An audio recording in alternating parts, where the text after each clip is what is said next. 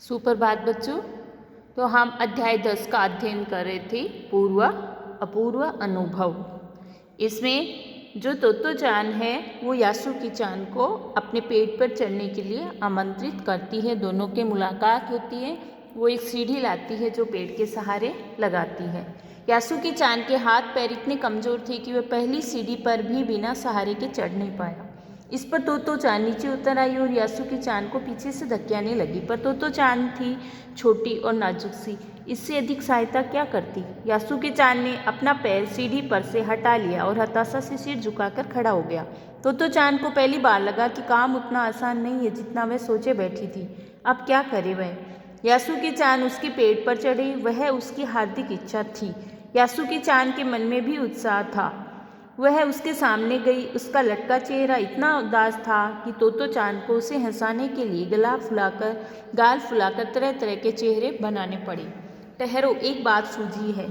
वह फिर चौकीदार के छप्पर की ओर दौड़ी और हर एक चीज उलट पुलट कर देखने लगी। आखिर उसे एक तिपाई सीढ़ी मिली जिसे थामे रखना भी जरूरी नहीं था। वह तिपाई सीढ़ी को घसीट कर ले आई और अपनी शक्ति पर हैरान होने लगी। मतलब उसको हैरानी हुई कि मैं एक तिपाई उठा के ले आई हूँ। घसीट कर वो लेके आई और उसको लगा कि उसको तिपाई को पकड़ने के बाद में पकड़ने की जरूरत नहीं पड़ेगी, उसको बिना सहारे ही वो चढ़ सकते हैं। तिपाई की ऊपरी सीढ़ी द्विशाखा तक पहुँच रही थी और वो तिपाई तो ऊंची भी थी। देखो, अब डरना मत, उसने बड़ी बहन की सी आवाज में कहा। यह डगमगाएगी नहीं।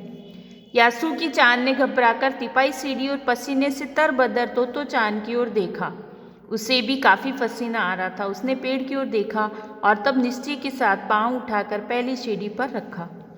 उन दोनों को ये बिल्कुल भी पता न चला कितना समय यासुकी-चान को ऊपर तक चढ़ने में लगा। सूरज का ताप उन पर पड़ रहा था, पर दोनों का ध्यान यासुकी-चान के ऊपर तक पहुंचने में रमा था। तोत्तो-चान नीचे से उसका एक एक पैर सीढ़ी पर धरने में मदद कर रही थी। अपने सिर से वह उसके पिछले हिस्से को भी स्थिर करती रही। यासुकी-चान पूरी शक्ति के साथ जूझ रहा था और आखिर वह ऊपर तक पहुंच गया। हुर्रे! पर उसे अचानक सारी मेहनत बेकार लगने लगी। तोत्तो-चान तो सीढ़ी पर से छलांग लगाकर द्विशाखा पर पहुंच गई, पर यासुकी-चान को सीढ़ी पर से पेड़ पर लाने की हर कोशिश बेकार रही। यासुकी-चान सीढ़ी थामे तोत्तो-चान की ओर ताकने लगा। तोत्तो-चान की रुलाई छूटने को हुई। मतलब जो यासुकी-चान है उससे चढ़ा नहीं गया, उसको पोलियो है इसलिए वो सीढ़ी तक तो चढ़ गया लेकिन पेड़ पे नहीं चढ़ पाया। तोत्तो-चान है वो तो छलांग लगा गई, सीढ़ी से फटाफट पेड़ पे चढ़ गई। उसने चाहा कि यासुकी-चान को अपने पेड़ पर आमंत्रित कर तमाम नई नई चीज़ें दिखाए, पर वह रोई नहीं। उसे डर था कि उसके रोने पर यासुकी-चान भी रो पड़ेगा। उसने यासुकी-चान का पोलियो से पिचकी और अकड़ी उंगलियों वाला हाथ उसने अपने हाथ में थाम लिया। उसके खुद के हाथ से वह बड़ा था, उंगलियां भी लंबी थी। देर तक तोत्तो-चान उसका हाथ थामे रही, तब बोली, तुम लेट जाओ, मैं तुम्हें पेड़ पर खींचने की कोशिश करती हूँ। उस समय द्विशाखा पर खड़ी तोत्तो-चान द्वारा यासुकी-चान को पेड़ की ओर खींचते अगर कोई बड़ा देखता तो वह जरूर डर के मारे चीख उठता।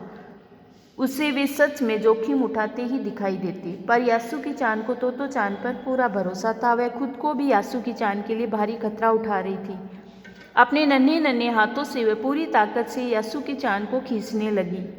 बादल का एक टुकड़ा बीच बीच में छाया करके उन्हें कड़कती धूप से बचा रहा था। मतलब वो दोनों का दृश्य ऐसा था कि अगर बड़ा भी देख लेता तो डर जाता। वो किस तरह से यासुकी-चान को पेड़ पे चढ़ा रही थी। बीच बीच में मतलब जैसे धूप ज़्यादा होती तो वो बादल आके उसको ढक के छाया कर रहे थे। काफ़ी मेहनत के बाद दोनों आमने सामने पेड़ की द्विशाखा पर थे।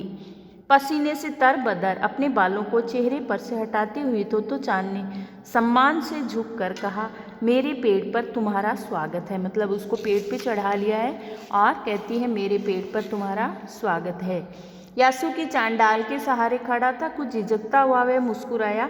तब उसने पूछा, क्या मैं अंदर आ सकता हूँ? उस दिन यासुकी-चान ने दुनिया की एक नई झलक देखी जिसे उसने पहले कभी नहीं देखा। तो ऐसा होता है पेड़ पर चढ़ना, यासुकी-चान ने खुश होते हुए कहा।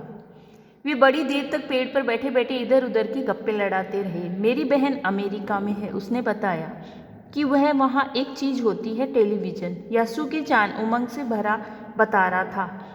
वह कहती है कि जब वह जापान में आ जाएगा तो वह घर बैठे बैठे ही सुमो कुश्ती देख सकेंगी। वह कहती है टेलीविज़न एक डिब्बे जैसा होता है। तोतो चान उस समय यह तो न समझ पाई कि यासुकी चान के लिए, जो कहीं भी दूर तक चल नहीं सकता था, घर बैठे चीज़ों को देख लेने की क्या अर्थ होंगे। वह तो ये भी सोचती रही कि सुमो पहलवान घर में रखे किसी डिब्बे में कैसे समा जाएंगे। उनका आकार तो बड़ा होता है, पर बात उसे बड़ी लुभावनी लगी। उन दिनों टेलीविज़न के बारे में कोई नहीं जानता था। पहले यासुकी चान ने ही तोतो चान को उसके बारे में बताया था।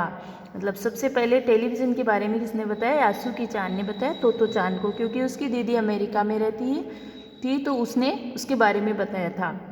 पेड़ मानो गीत गा रहे थे और दोनों बेहद खुश थे। यासुकी चान के लिए पेड़ पर चढ़ने का ये पहला और अंतिम मौका था। तो ये एक अपूर्व अनुभव हुआ उसका, मतलब ऐसा अनुभव जिसकी कोई कल्पना भी नहीं की जा सकी। तो जिसको पोलियो था, जो चल नहीं पाता, वो किस तरह से पेड़ पर चढ़ गया। तो ये कहानी, मतलब ये अध्याय आपको अच्छा लगा होगा, इसको वापस पढ़ना। कि तोतो चान विश्व साहित्य की एक अमूल्य निधि है जो एक जापानी भाषा में लिखी गई है।